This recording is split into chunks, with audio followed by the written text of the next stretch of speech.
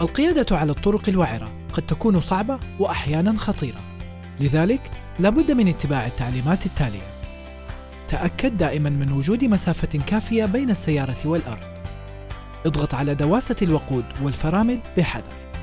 عند الحاجة لصف السيارة، قم بصفها على سطح مستوٍ.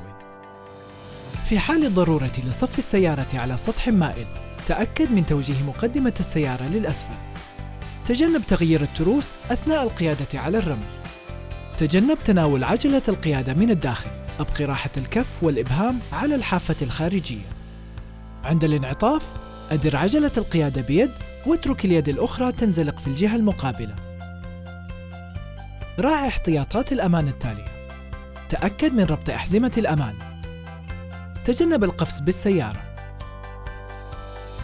هدئ السرعة عند هبوب رياح عرضية.